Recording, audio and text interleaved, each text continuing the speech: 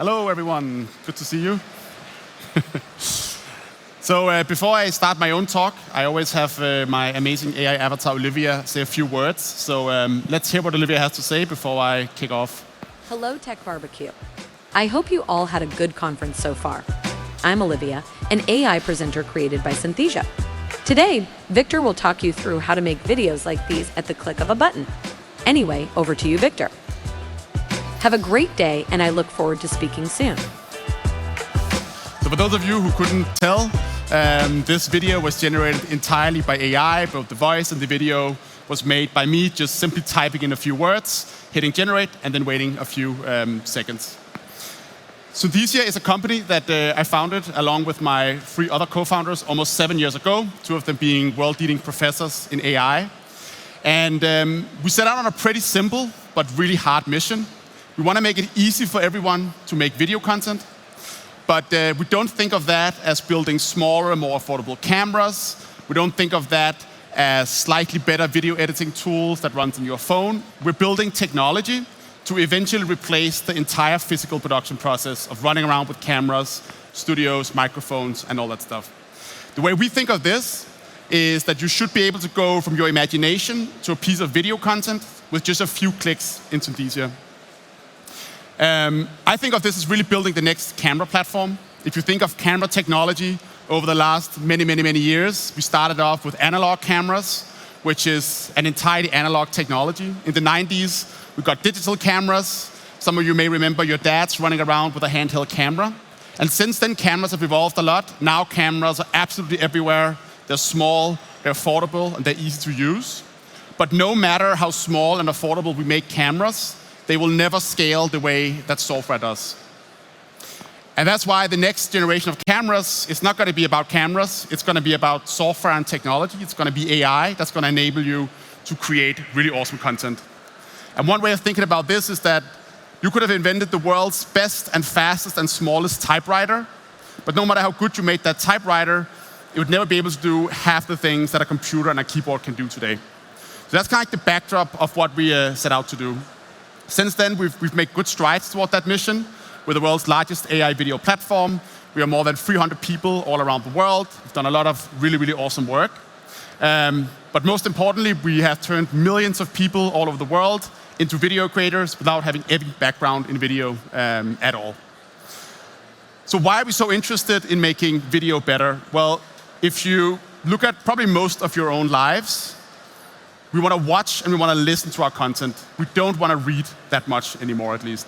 For myself, even though I love reading, I have to say when I want to learn something, I go to YouTube or TikTok as probably the first steps. And third step down the line is maybe buying the book on Amazon if it's a topic I'm really interested in. But I definitely prefer listening and watching to things. And that's obviously even more true the younger people you look at. And I have very little doubt that in the future, we're going to be reading way less than we're going to be watching and listening. And that's the future that we're building for. So what's the problem with video today? Well, everybody wants to make video. I don't think anyone here would disagree that video is really important for any business. It works better no matter what you do.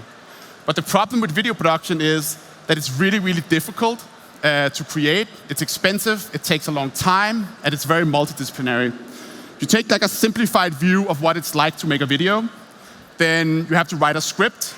That's actually harder than it seems. You have to do some filming. You need to know how to operate a camera, a studio, work with actors. Then you have to do some editing in a program like Adobe Premiere, which is probably pretty difficult to use. Maybe you have to translate it. That's a real pain. And then God forbid, you have to update or change something in your video down the line. That's really hard, right? Because when you recorded something with a camera, you can't change it after the fact. Then you have a headache to deal with. And if you look at a big enterprise company, this process can easily take months. And that means that people simply just default to not creating that much video content and creating lots of PDFs and slide decks instead. And that is what we want to change. So with Synthesia Studio, which is our main product, we've built an AI video platform that enables literally anyone to create video content in just a few minutes. The way that it works is very simply that you go in and select one of these AI avatars, or you can create yourself as an AI avatar, which is a very popular feature. We do around 2,000 custom avatars every single quarter. You type out the text, And then there's some basic video editing functionality that sits around it. You want to add some screen recordings, you want to add some background images, all the things that makes a video a video. You hit generate, wait a few minutes, and then you have something that looks almost like a real video. So if you look at that life cycle and that kind of process that I just described before, the way we think of Synthesia is we want to take all of those disciplines and put it into one AI-powered platform. So for script writing, for example, we now have a script writing AI feature. So if you're lost for inspiration, you can go in and you can just type in, make me a video about fly fishing in Oregon or whatever topic that you want to create. We'll then build some video scenes for you. We'll write the script.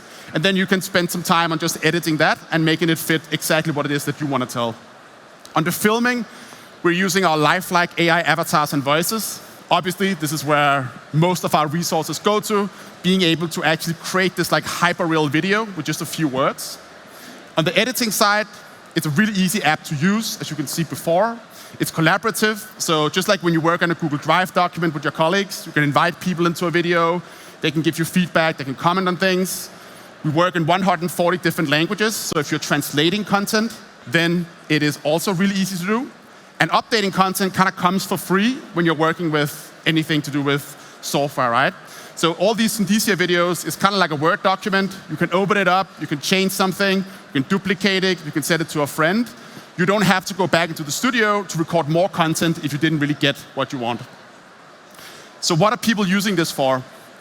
Well, it's quite interesting. When we launched the platform back in 2020, we kind of launched it with the intent of, being an alternative to real video production. I think that's also what most people think of us when they look at us today. But what we very quickly found out is that actually what people love to use Synthesia for is not to replace video production, but to replace text. So in most big companies, there's a lot of text, right? There's emails, there's slides, there's PDFs. They're very unengaging and not a great way of communicating with people. And now people can make videos instead. So take a real example. Let's say you're one of the world's biggest fast food companies in the world. You have to train and onboard millions of people to work in your restaurant every single year. They used to do that with a very long manual that you'd have to sit down, read, understand, take a quiz. That's quite bad for the employee, and it's even worse for the fast food chain who gets a bunch of people into their jobs who aren't properly prepared to do them. Now they can make video instead, which is of course really, really awesome. Video, you retain about 8 to 10 times as much information when you watch a video as opposed to when you're reading something. That's scientifically proved. But the almost even bigger value add for a lot of these companies is that because it's so easy to use, the same people who used to write that 40-page PDF document, they can now make the videos themselves. So they don't have to go through a video production department. If you know how to make a PowerPoint slide, you should feel instantly at home here. So we have some of our biggest clients where there's up to 900 or 1,000 people who are using Synthesia to create content. And really the best way of thinking of this is as PowerPoint 2.0, not necessarily yet at least as a new camera or something that's really hard to use. This is basically how people use it. They kind of replace PowerPoint. We work with 44% of the Fortune 100, which is the 100 biggest companies in the US. We work with 28% of the Global 500. And are very, very proud to say that we help all these companies communicate even better than they did before. Just by kind of looking at how many people are using Synthesia, we're now in the millions of people who have become video creators with absolutely no video background at all, which is something I'm personally really, really proud of. Just show you guys a few examples of what that looks like here. Microsoft Teams is built for hybrid collaboration. You'll find everything you need to know about Oracle Digital Assistant. The first step in your Go Cardless journey. We are proud to introduce Dixa Academy for administrators. For web, you can also set your horizontal and vertical. Digital Journey Enablement Session on April 6th. Hello, I'm Jarek's avatar, your digital innovation assistant. On your first day at Netflix, you'll meet your manager and Mein Name ist Sandy Bacchus. Seit 2020 bin ich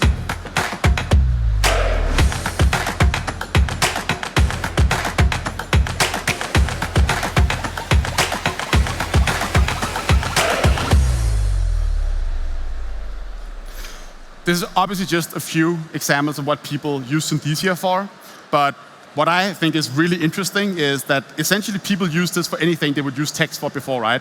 Which is almost anything that we do. Where we're going from here, though, we've spent the last 6 years or 7 years building the technology that you've seen in action here, which is very much this like presenter talking to the camera. And while the technology is amazing, we feel like we're 5% into our roadmap. Eventually, we want to be able to create content of two people walking around in a room, having a conversation, something that maybe resembles a Hollywood film at one point, having product demos. This technology will, in the not so distant future, be able to replicate almost anything that you can film with a camera. One of the big directions here is taking avatars from looking at the camera into an actual real room. This is a research paper that we released about 6 months ago, and this is definitely not production yet read. But if you look at kind of like the movements here, it almost looks like a real video, right? And that's the kind of fidelity we're gonna get to. We're gonna take all this stuff out of the uncanny valley, as in it kind of looks like a Hollywood movie or like a computer game. It's gonna look entirely real within the not so distant future. And this is one of the big research tracks that we're devoted to, and have one of the world's biggest AI labs working on building this technology. In the near term, there's a bunch of other fun things you can do with these technologies. So one of them, for example, is Hey everyone, there it goes. This is a demo One for of them uploading is, changes with avatar why don't we customization. just switch out the What you are outfits seeing of the is 8 avatars? versions of me wearing different clothes. This is Anna, one of our These most clothes are all famous generated from avatars. text only As you can using see here, Stable she's Diffusion. wearing different outfits. Isn't it cool that all the And new she's not wearing clothes look different so nice outfits on me? because she was recorded with Hope different you're enjoying outfits. this She's wearing different spotlight. outfits Thanks. because we've just built a technology where you can literally just type in the kind of clothing you want your avatar to wear. So for the one all the way to the right, someone would have prompted in a blue denim jacket, for example, and just hit enter. We'll come up with this. Under that, maybe a blue denim jacket with some white, whatever that's called, and so on and so forth. You can customize these avatars more and more. You can upload your own logos. You can change the color of the clothing, which obviously in a corporate setting is really important. So you have avatars that are on brand. We're also working on just making the avatars much more real and lifelike. So they're great today, but the really, really big step change, which should be here within the next 6 months, is gonna take these avatars from being still a little bit robotic to be able to perform their content much better, right? So if you have something that's sad or happy, if you put in text of a Tolkien novel, for example, you probably want the avatar to read that out much more slowly paced, like it's an audio book that they're reading out. And if you put in a script of an avatar selling you a used car, you probably want to have that more upbeat, more body language, and so on and so forth. And this new generation of the technology is coming pretty soon. I want to play you guys a quick clip here from the voice part of this. And what's interesting about what I'm about to play you here is that this is AI systems that from just the text alone understands how this content should be performed. This is not someone who's gone in and said, perform this like you're sad or perform this like you're happy. Because they've seen so much data, they actually build an understanding of, from this piece of text, it should probably be performed in a similar way. And that's the same thing humans do, right? If you're reading out something aloud, you'll kind of change your performance based on that. So I think the sad one's gonna play first. So let's listen to what that sounds like. And what you should listen for here is the intonation, the prosody, and also just like how lifelike it sounds. Oh. That was an anti-climax. The tech side, can we have these videos playing one by one? God, today just hasn't been my day. Everything seems to be going wrong. And a cloud of disappointment hangs over me like a perpetual rainstorm. Oh my goodness, I can hardly contain my excitement. The mere thought of what's about to unfold sends a rush of exhilaration through every fiber of my being. I don't know how well you could hear that, but hopefully it came through how much these AI systems actually understand the context of what they're reading out and performs it in very, very different ways, right? So you can imagine in the future, if you want to have avatars that tell jokes, for example, they'll be able to tell jokes in a believable manner. If you want to have them perform something in any way you'd like them to, you can actually do that, right? Which is kind of a constraint of the technology today. I'll leave you here with just a little fun example of this. This is the next generation of the technology in an early stage. But what's interesting here is that we just put in a script, and by this kind of happy accident, the system decided that this script should be read out in a very confused manner. So all the hms and ums and things you'll hear this avatar saying in a second is not something that we've prompted it to do. It just understood that from that text, it should be performed in this way. It's a pretty short clip, but hopefully it'll give you somewhat of an insight into what these technologies very, very soon will be able to do. It'll be extremely, extremely lifelike. So let's see if this works. And I don't think doing text-to-speech is so hard. It's just, you know, mimicking human traits. Can we maybe play it again, just with full volume? We can. I hope you could hear that. Otherwise, contact me after. I'll be happy to show you. But essentially, these systems are going to get incredibly lifelike over the next 6 to 9 months.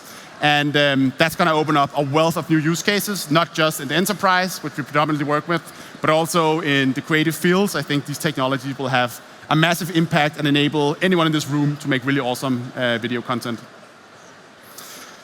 That was all from me. Thank you very much for listening to me. If you want to, thank you.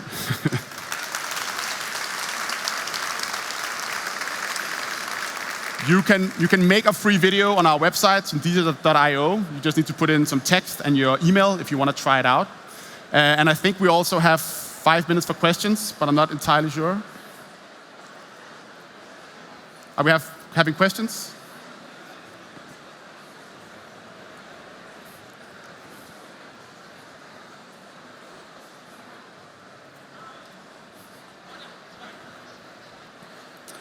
How to navigate the ethical challenges such as deepfake creation and privacy concerns while striving for growth and profitability. So this is obviously a really important question, and I'm sure many of you are thinking about this. So I think for us, we founded the company on an ethical framework, which is available on our website. And I think of this in 2 dimensions. So the first one is how do we protect Synthesia from bad actors? That one is not easy, but it's a lot more straightforward. So we do very, very heavy content moderation. Be very restrictive with the types of content you can create on our platform. For example, you're not allowed to create news content at all unless you're an enterprise user. You're not allowed to talk about gambling and cryptocurrencies and many of these other fields. And we've kind of decided to take an overly restrictive stance for now, and then we can always open it up later. But we want to make sure that people are not misusing our technology, of course. The second dimension of this is the broader world, right? Because no matter how well we safeguard our technology, there'll be open source technologies, there'll be other players who may have less ethical standards than we do. I spend a lot of my time with regulators in the US, in the UK, and the EU. And I think it's really important that we, as a world, can agree on some high-level guidelines for how we want to work with this technology. And I also think it's really important that we begin to build watermarking technology so that we can trace the provenance of all the content we consume online. It's a really, really deep topic. Happy to talk about it offline, but I think I'll go to the next question now. What are the copyright laws for AI-generated avatars of actual people who owns the image? That's exactly the same copyright law as is in place for any actor today that goes in and is part of an advertisement, for example. You own your own likeness. If it's you on an image or your voice, then you own that 100% yourself. Which are the potential uses of this technology in creating human digital twins? So, to some extent, we already do human digital twins today. So a lot of the customers we work with today, they do have their own AI avatars. Ernst & Young, for example, I think there's around 45 partners that have their own avatar, which they use for both internal and external communication. As the technology gets better, I think what we will see is just that when you send an email today, right, it's just text. In 5 or 10 years, I think we'll all, as I said, increasingly be consuming video content. And I think we'll all, to some extent, have a digital twin of ourselves that doesn't just go for the video side. I think we'll all have a voice clone of ourselves.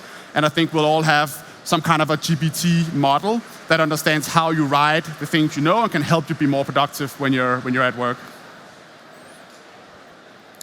Besides directing the model with different intonations, can we do anything about the rigid body and movement as well?